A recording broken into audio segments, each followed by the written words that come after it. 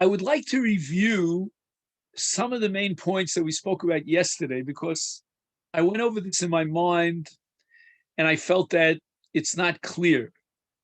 And we're talking about the avoda of the Ketores on Yom Kippurim. And there are a few things that I didn't realize yesterday, and now I think I can put into perspective a lot of the things that we discussed yesterday about the Kaporos. So if you weren't here yesterday, then you lucked out because I'm going to try to review the main points that we discussed yesterday because I don't think I understood what I was talking about yesterday. But now I think I have a little bit more of a grasp. And what we're going to have to do in order to get a jump start on the Torahs is after we have a review of the main points of yesterday, we're going to have to learn two Mishnayos in Masechta Yoma. Otherwise, things are not going to be in perspective. So again, there was a Ketores, as we said, every day of the year.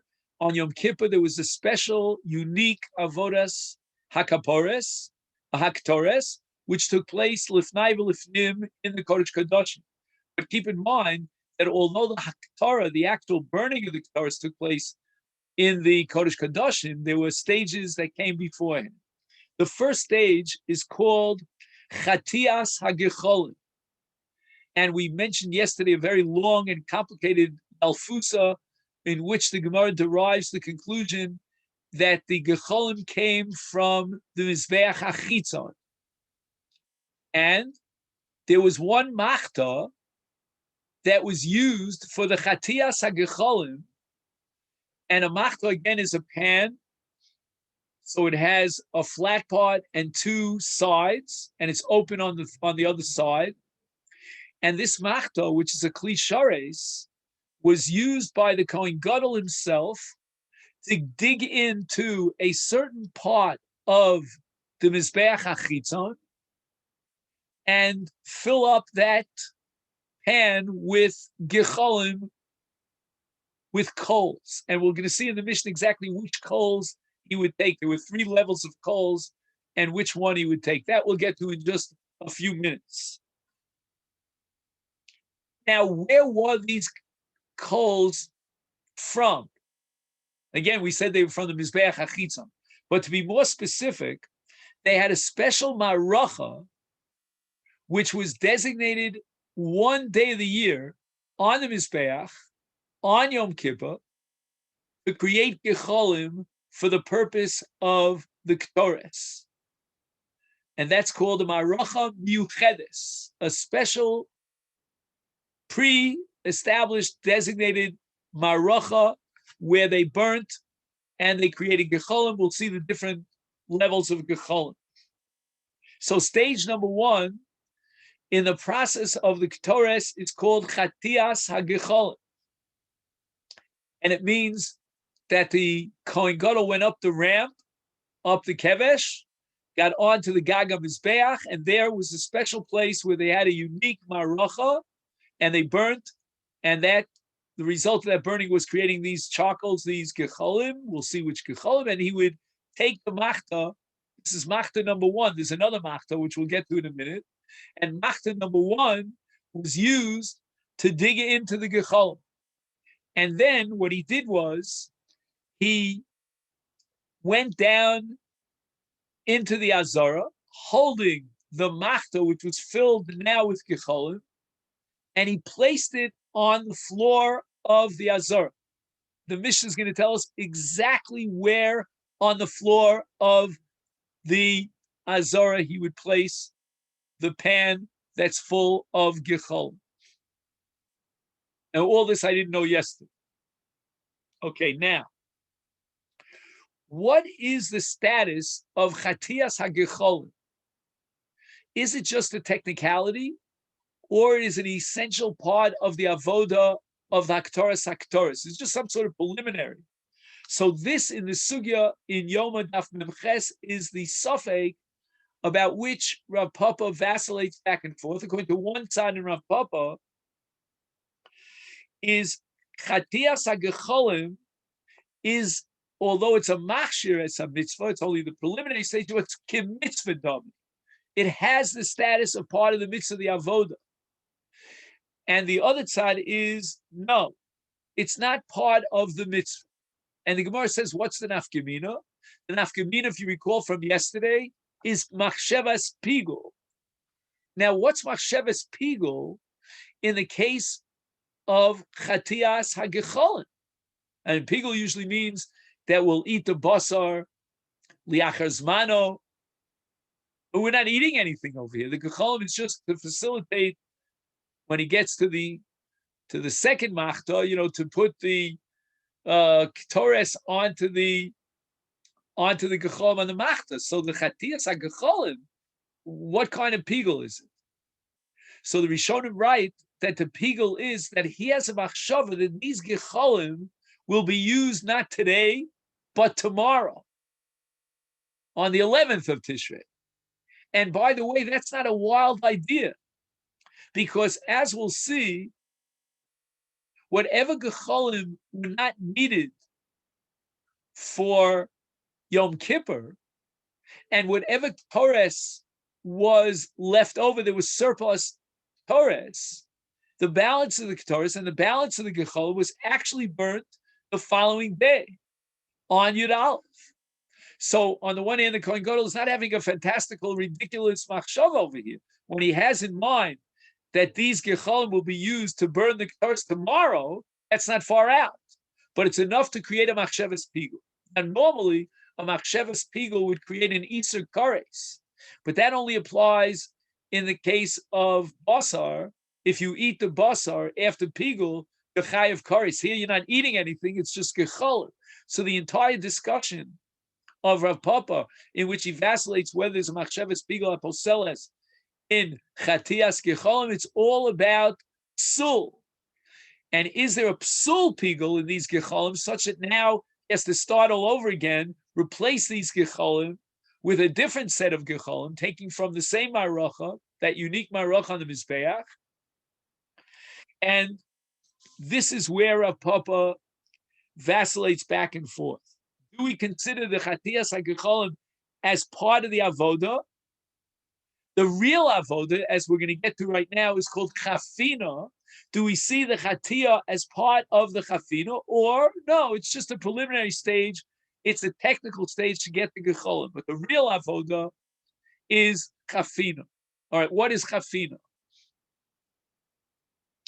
So chafina means that we have to somehow get the Ketores itself over to the machta.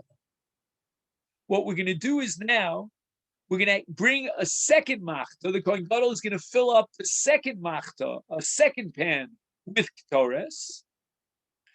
He's going to carry this second machta over to the Azara where the first machta is. So he's now got, on the one hand, he has the gecholim that he placed down on the floor of the Azara. Now he has another machta which is holding on to the Ketores. And you and I might think, but this is a big boo-boo, that he takes the two machtos, goes into the Kodesh Kodshim, and he combines them by placing the Ketores onto the gecholim. That's not exactly what happens, because what we need is a kaf. A kaf is a spoon, and that spoon is going to be used to dig into the machta. Again, not the machta number one, but the machta number two, which is the machta that has in it the ketores. And after he fills up the kaf, this very large ladle, so to speak, with ketores from the second machta, then he's going to carry in one hand the first machta, which has the gecholim, as he picks it up from the Ritzvas Hazara. He's going to carry a certain ladle's amount of Torres in the kaf. So he's now running into the Kodesh Kodshim with gecholim in one hand and a kaf full of Torres in the other hand. Now, how does he get the Torres into the machta?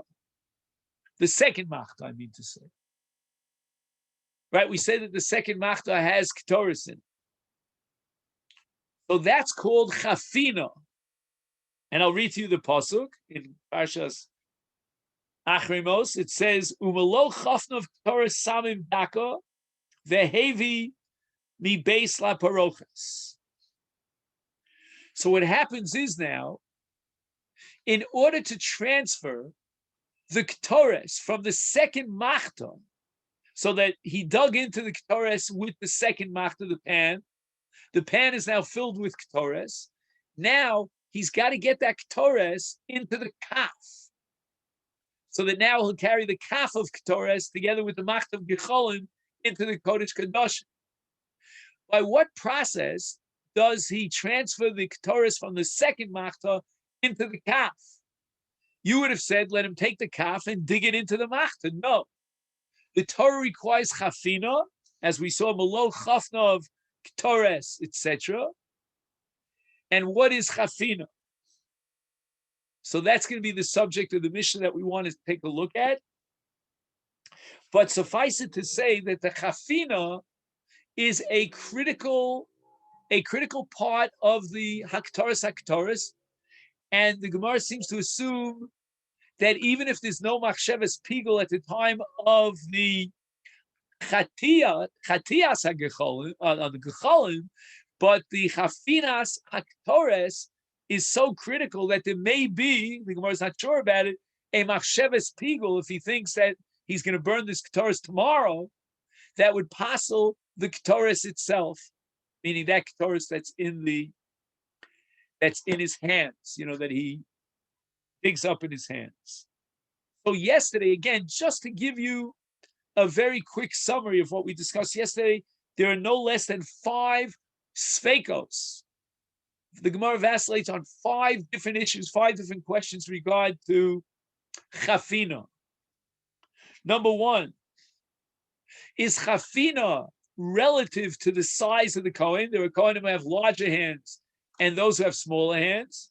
And the Gemara comes to the conclusion that yes, malo chafnav means his malo chafnav, whatever fills up his hands. And that's relative and subjective to the size of the Kohen. Number 2, how much Torres does he put into his hands?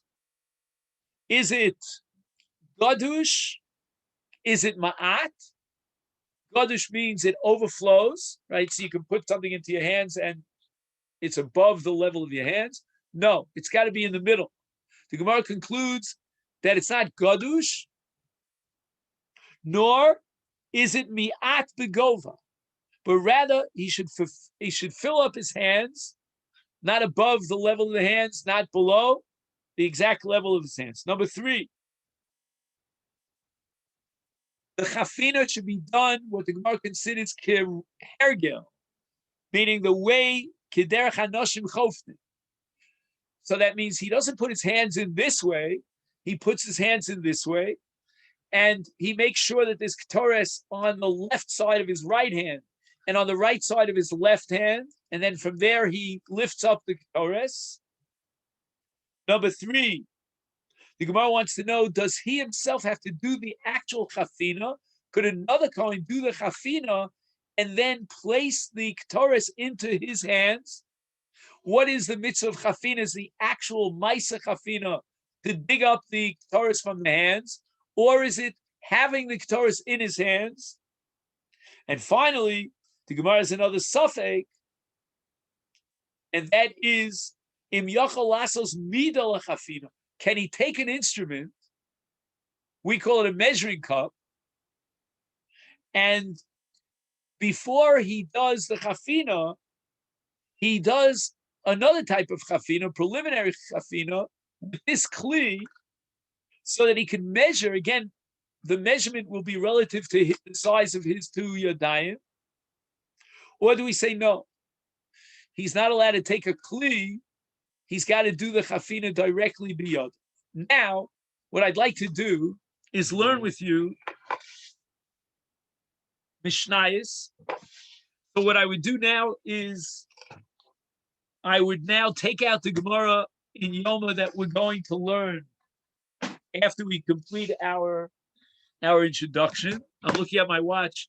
Let's say we'll give it another 5-10 minutes of introduction, and we'll try to see if we can learn the Mishnah. So if you want to open up to the fourth parak of Yoma, and we're looking on Daf Mem Gimel Amid Beis. And you will see a Mishnah on Daf Mem Gimel Amid Beis.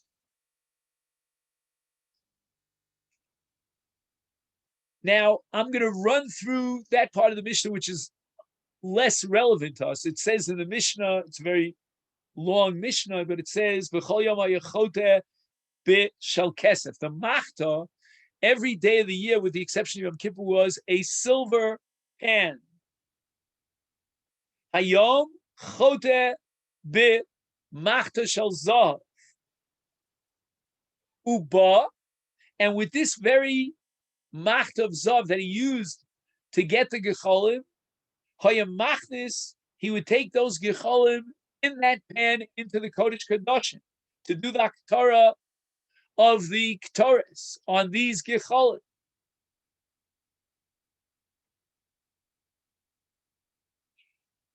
Okay, that's number one. Now, fast forward to the fifth parak, and we'll take a look at the Mishnah on Daf Mem Zayin. And the Mishnah says, Hotziu lo esakaf. There was a lishka. You remember we spoke about various chambers in the Mikdash. One of them was called the Lishkas HaKelim. And they went in, whoever went in to the Lishkas HaKelim, and he took out a kaf. V'es hamachta. And this is all for the purpose of the Ketores. So what happens now? Chafan Malo Chafna V'Nasan L'Socha Kaf. He's got a machta, this is machta number 2, that's filled with Ketores, and then he does the chafina with his 2 hands, and he removes a certain amount of Ketores from the machta number 2, that's called chafina Milo Chafna. What does he do with the Ketores that he scooped up in his hands? Nasan l'tocha kaf. He pours that Ketores into the kaf that they brought out of the Lishkas HaKelim. Hagadol lefi midaso, v'akot lefi midaso, lefi kotna, lefi god lefi kotna. Kach hoisa midaso. And the Mishnah emphasizes that how much is malo chafnov? Malo chafnov is relative to the size of the hands of the Kohen Gadol. Then, natal es hamachta. Now, he's holding on to the kaf in his left hand, and that kaf is now full of ketores. He moves towards the place where he had put down the first machta, the machta of gecholim, and he picks up the machta in his right hand. The kaf is in his left hand. Okay, now where was the machta? I promised you an answer to that question, but now I think it's back on Daf Mem Gimel. Just 1 second.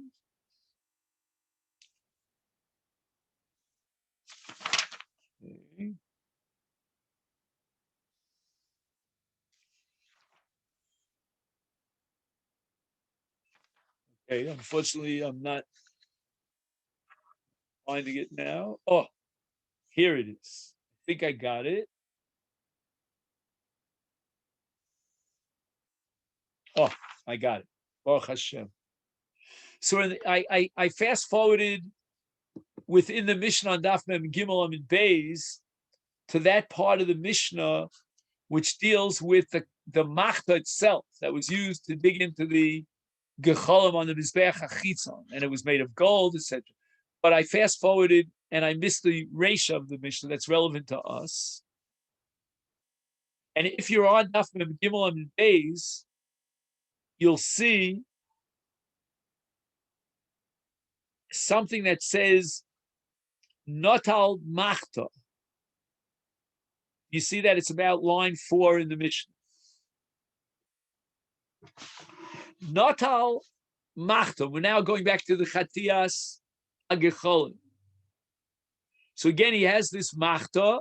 In my Gemara, there's a picture of the machta, the Allah, and now he takes the machta in his hand, and Allah, he climbs up the kevesh, l'rosh hamizbeach, to the top of the mizbeach, and then he gets that extra maracha that we said was burnt on that day itself.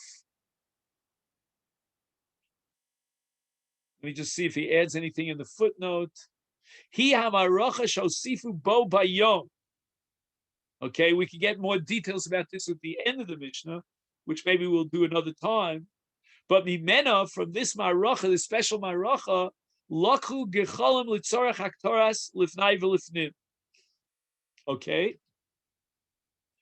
So now he digs the machta into this special maracha, upina gecholim elech v'elech. There are levels of coals in this maracha. On the top level, there are gecholim shelo nisaklu legamre. In other words, they started burning, but they're not really burnt up. All the way on the bottom, he has something called amamos. Amamos, I think, is a word that we encountered in the past. Amamos means that they're on the way out. There's no fire.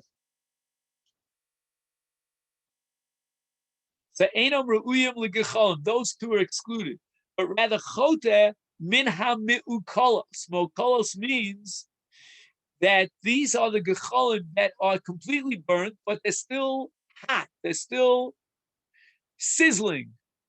These are what we call lochashos, not amamos. Hapnimios. Pnimios means they are below the top surface. Now what happens? He did the chitui. Hopefully he didn't have machshavas pigul, because then Papa would vacillate about that. And yorat. He goes down the kevesh. So now he's on the floor of the azara. He nicha ala roved haravi shebazara. The azara has various levels to it, steps that lead, because the whole Harabayis went from Mizrach to Ma'arav. It went higher and higher. So there were 4 steps, and on the 4th step, Hashura Aravias Beritzbas Azara. So you count 4 steps from the Mizbeach towards the Heichal, meaning you're going from east to west. And Amachta Tia Munach Hasham, he's going to leave the Machta with the hot Gecholim on that Roved Revi, Ad Shiavilo Kaf Umachta Nosefes. Then they'll bring him a kaf and another machta. The machta now is filled up with ketores. Then he digs his hands into the machta, malo chofnov mea ketores, v'aniach bitoch hakaf. And now he's got the ketores after the chafina from the second machta in the kaf. The oz yikach biyamino. Then he runs over to the machta on the Roved Aravi. He grabs the machta, which is malea gecholim, in his right hand. Ubismolo, in his left hand, yikach kaf im haktores. Yikones lekodesh kadoshim v'yaktir haktores al hagecholim bekodesh hakadoshim. And then he puts the ketores from the kaf, spilling it into the machta that's full of gecholim, and then the rest is history. The ketores goes up in smoke. Okay, so that's a much more thorough job than what we presented yesterday.